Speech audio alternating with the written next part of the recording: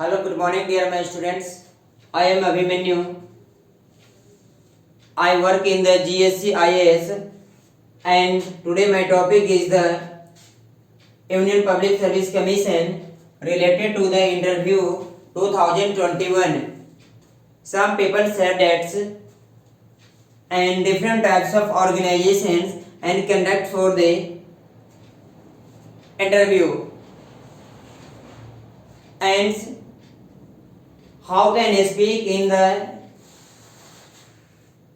members and how to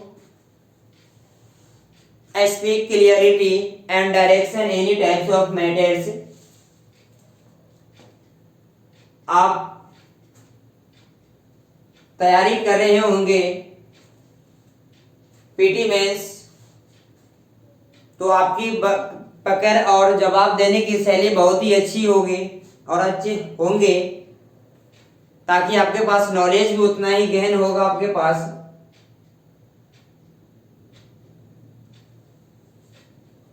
आप इस हिसाब से तैयारी करेंगे ताकि आपको कल ही सिलेक्शन होना है एज आईएएस ऑफिसर। आप आईएएस ऑफिसर बनने नहीं जा रहे हैं, पहले आप एज आईएएस ऑफिसर है। सिर्फ आपको वहां से एक मोहर का जो स्टाम्प लगता है, आप वहां से मोहर का स्टाम्प लग जाएगा और पहले से आप आईएएस ऑफिसर है। आप बहुत अच्छे से आप अपने जवाब किसी भी मुद्दे पर, किसी भी सिचुएशन में, किसी भी टॉपिक पर आप क्लियरिटी से जवाब रखते हैं। एज ए आईएएस ऑफिसर रखता है, सेम उसी तरह से आप भी रखते हैं। तो आप आईएएस ऑफिसर बनने नहीं जा रहे हैं, आप एज ए आईएएस ऑफिसर है। दूसरी पॉइंट मैं बात कर लेता हूं आपसे कि किसी भी ऑर्गेनाइजेशन में आप तैयारी करते होंगे तो आप ये मत समझ लीजिए कि यह ऑर्गेनाइजेशन आपको आईएएस ऑफिसर बना देगा। कोई भी आईएएस ऑफिसर ऑर्गेनाइजेशन या इंस्टीट्यूट, एकेडमी, वो कोई भी नहीं बनाता है, क्योंकि आप ऑलरेडी खुद बनेंगे और आपके अंदर में अलग अलग तरह से जो कमियां होगा वो आपको बताया जाएगा और उस पर आपको वर्क करना है। खुद ही आपके पास अपना आत्मविश्वास होना चाहिए कि नहीं, मैं एक आईएएस ऑफिसर हूं और किसी भी सिचुएशन को एज आईएएस ऑफिसर के रिलेटेड मैं हैंडल करूंगा। तभी आप जाकर के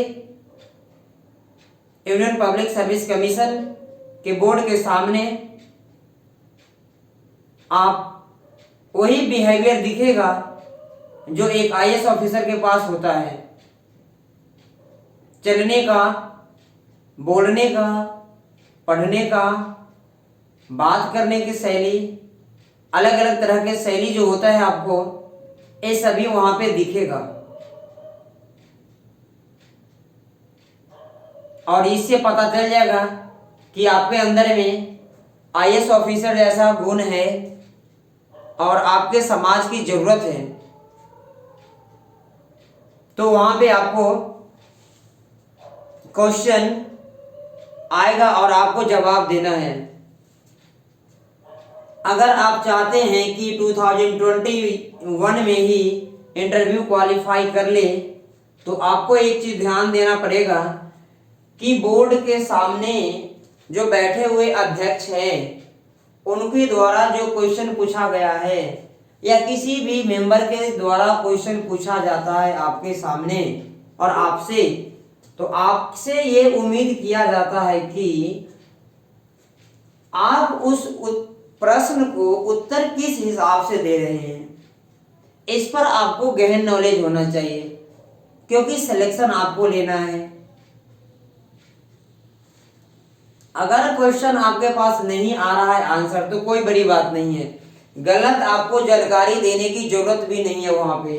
और आपको एक चीज ध्यान कर लेंगे, अगर सिलेक्शन लेना है आपको तो उसमें प्रश्न पूछा गया है और आपके आंसर किस स्तर से आप दे रहे हैं, इस बात को ध्यान में रखते हुए उसी पर आपको सिलेक्शन दिया जाएगा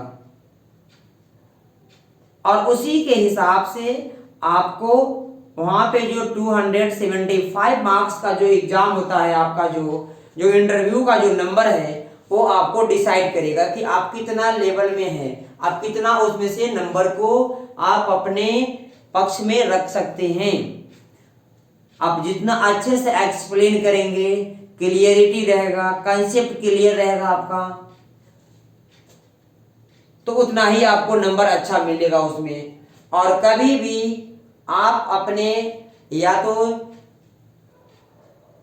अध्यक्ष से बात कीजिए या तो उसमें आसपास में जो मेंबर बैठे हुए होते हैं उनसे मेंबर से बात करते हैं तो उनका आंख में आंख डाल के आपको बात करना पड़ेगा, क्योंकि आंख में आंख डाल के बात करना पड़ेगा तो इसीलिए ये पता चलता है कि आपके अंदर में हर एक चीज अवेलेबल है और आप बहुत ही अच्छे से एक्सप्लेन कर पाते हैं और आपको किसी भी तरह का कोई डाउट नहीं रहेगा, कहीं भी किसी से डर नहीं रहेगा।